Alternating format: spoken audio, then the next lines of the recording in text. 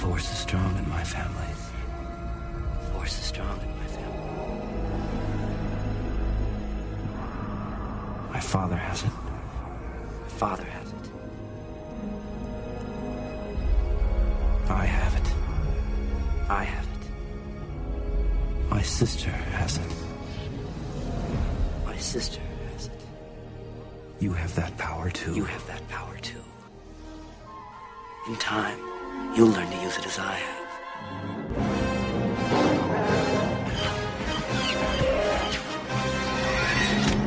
We would be honored if you would join us. Chewie, we're home.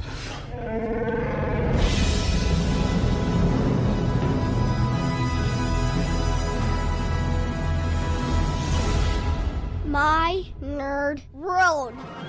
There are, at least as far as I can remember, and welcome to episode number 45 of the Star Wars podcast for My Nerd World. I am your host, John Justice, and there are three times at least that I can remember. I'm sure there were others, but, well, no, make it four. We'll make it four. There were 4 times. 4 times that I legitimately was moved watching something related to Star Wars. I mean, to the point with, just sort of tears in my eyes as a grown man child. 4 different moments. And I'll work in reverse order. I remember seeing Revenge of the Sith for the first time in Grand Rapids, Michigan. And I remember at that screening sitting one row behind 2 of the guys that I did the show with. We were able to go to an advanced screening, and I was doing rock radio back then. And I remember how emotional I got watching Revenge of the Sith, and specifically Order 66. That moment in Revenge of the Sith, really, I just remember was gut-wrenching to me. Almost more than what happened between Anakin and Padme, to be honest, and largely due to how it was handled on screen and the ambiguity of her passing, if you will. It was sort of left open to interpretation. I, quite frankly, like the theory that Darth Sidious, Palpatine, killed Padme. I like that theory, that from a distance he used the Force and basically sucked the life form out of her. And even, I think part of that theory involves that he used Padme's life force to give Anakin / Darth Vader a new lease on life. But be that as it may, Order 66, I just remember I was really emotionally moved watching that moment in the film. In the Clone Wars, that final arc of Ahsoka, when she finally leaves the Jedi Order, that was incredibly emotional to me. Seeing The Force Awakens and the end of that film, Rey finally finding Luke Skywalker and holding out the lightsaber to him still gets me. And, of course, most recently, and what we're going to spend a lot of the time on the podcast today talking about, the Rebels 2 season finale, in what I firmly believe is the death of Ahsoka. She is, in my view, that is what needed to happen. That is what happened, and I am glad that happened. And I will explain myself on all those different issues coming up on the podcast today. I'm going to talk about Rebels, and I don't talk about Rebels very often on the podcast. I am a fan of Rebels. I'm a fan of Clone Wars, but I've been sticking mostly to the movies. And what I want to talk about as it relates to Rebels are some very specific items as they relate to the larger Star Wars universe, and more specifically, the movies themselves. I don't want to get too far into the weeds of the episode as it relates to Ezra or Kanan.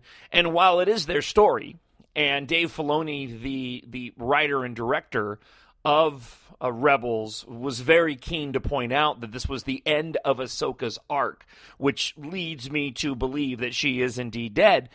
There are some larger implications of this particular episode and Rebels in general that to me have an impact when you go back and watch the movies. And that's the part of the podcast as it relates to Rebels that I want to focus on. And I want to talk quite a bit about Ahsoka. She is my favorite non-movie Star Wars character ever. Arguably in my top 5 favorite Star Wars characters ever. And it's tough because while I would like to see more of her, unless they are going to handle her in a way that I would like them to handle her, if they were to bring her to the big screen, I almost feel like this was something that had to happen. And there's a part of me, and I'm getting way ahead of myself here, but see, there's a part of me that I loved Ahsoka in the Clone Wars. I know a lot of people kind of warmed up to her. I liked her from the get-go. I like strong lead female characters. And I don't think we get Rey in The Force Awakens without Ahsoka. And for those of us that watch the Clone Wars and Rebels and have seen The Force Awakens, and Rey has become one of our favorite characters, I can't help but think that there is a certain level of Ahsoka in Rey that I don't think most people even realize.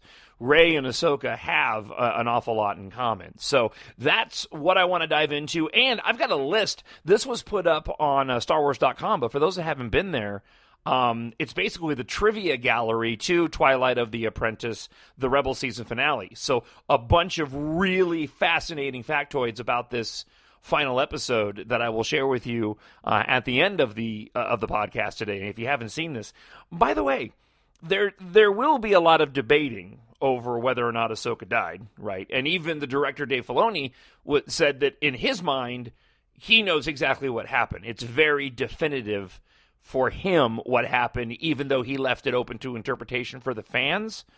Are we not missing the fact that the episode is called Twilight of the Apprentice? And yes, I know that there were those who were thinking it could the apprentice aspect of it could relate to Darth Maul. Well, he made it out. It could relate to Ezra. Well, there wasn't any kind of finality to him. A lot of questions about him, but no finality to him. Really, to me, the Twilight of the Apprentice name in and of itself can only be about Ahsoka, which to me just lends, again, credence to the fact that at least in my mind, she's gone, that Darth Vader struck her down. So before we get into all that, let's talk a little bit about the Blu-ray and the digital release. And I feel as a fan that I've almost failed in my fandom. I didn't anticipate I was going to be in the spot that I am today, 2 days out from the Blu-ray being released. I didn't go and buy the digital release. I was going to. I had every intention of getting the digital release and then also purchasing the Blu-ray, which would have been an extra expenditure of about $20. I didn't, simply because, as I mentioned on the podcast last week, I got that really good leaked copy. And so I'm still going to purchase the Blu-ray on Tuesday. But I can't tell you how difficult it's been for me, being the type of fan that I am and knowing that there are all these extras that are available that I have yet to see yet. And I arguably still haven't seen the movie in a 1080p HD quality format yet. We watched it again on Friday, but again, we were watching my lead copy, which is probably about an 8. If it's streaming, because even streaming it's HD and it's 1080p, but there's still some quality limitations when you go and stream, in my opinion, just because I'm very specific about the picture quality. If the copy that I have is a 7.5 or 8, then I would say streaming is a 8.5 or 9, and then the Blu-ray copy will get me to my 10. So I just decided that I was going to wait to get the Blu-ray, and so it's been funny because, again, as a fan, I like to have everything immediately, and I haven't watched any of I've seen the deleted scenes, most of them except for one. But I haven't watched any of the making of documentaries, and it's, I would say difficult, right? It's just, Star Wars fan problems. Not difficult in I can't sleep at night, but it's just been kind of like, I can't wait to go and watch these. But it's making my Tuesday this week into something special when I go to get the movie at the store, and I purchase the Blu-ray and bring it home and watch it. So that will be special in and of itself, and probably even more so considering the fact that I have access to it now and I haven't bothered to go and get it. But I've had people coming in and talking to me about the special features, and I'm like, well, you're ahead of me where normally people aren't. But I'm really excited, and I can't wait to watch it again, sort of officially.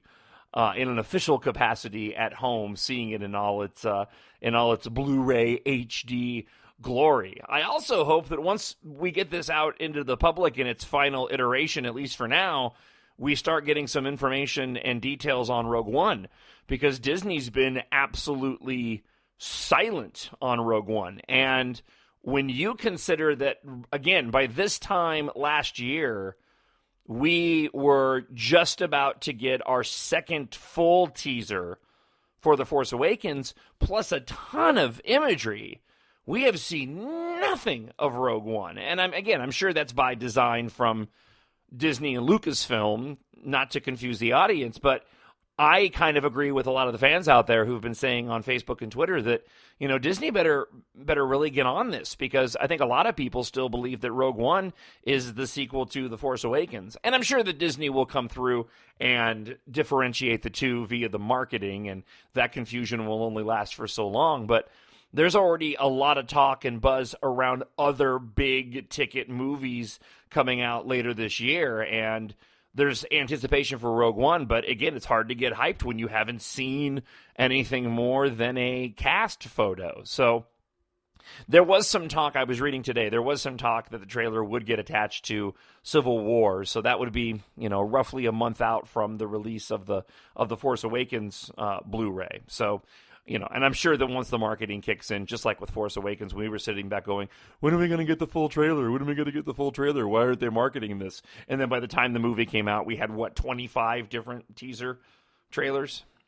And the fact that now that Rebels has wrapped up, and I'm sure there was a level of anticipation waiting for that to end. So I think Disney wants to close the chapter on the items that they've been promoting now, give it a little time to breathe, and then hit us upside the head with Rogue One. Now, let's turn our attention back over to Rebels and Twilight of the Apprentice and what took place in this season finale, and again, how it relates to the larger picture of the Star Wars movies, because that's where most of my fandom lies. That's where the majority of my fandom lies. Getting back to the Rey aspect of it, when you look at Rey in The Force Awakens, and I doubt that they took anything from the Clone Wars or Rebels as it relates to Ahsoka and Rey, but there really is a lot in Rey. I mean, my love of Rey in The Force Awakens is really for a lot of the same reasons that I like Ahsoka. She's just, her character is strong, it's funny, engaging, compelling. The arc of Rey as she comes into her own in the Force Awakens has a lot of parallels with the arc of Ahsoka as she comes into into the Jedi fold under the tutelage of Anakin Skywalker during the Clone Wars, and certainly ends up becoming, even though she claims that she's no Jedi in the season finale of season 2 of Rebels, I would argue that she's more Jedi than most Jedi. I mean, she's more Jedi than Kanan, in my opinion, even though she left the Order because she felt betrayed by them in the Clone Wars. As a matter of fact, I would like to see a even more parallels to Rey and Ahsoka, as hopefully Rey gets trained in the Jedi arts via Luke Skywalker in Episode 3.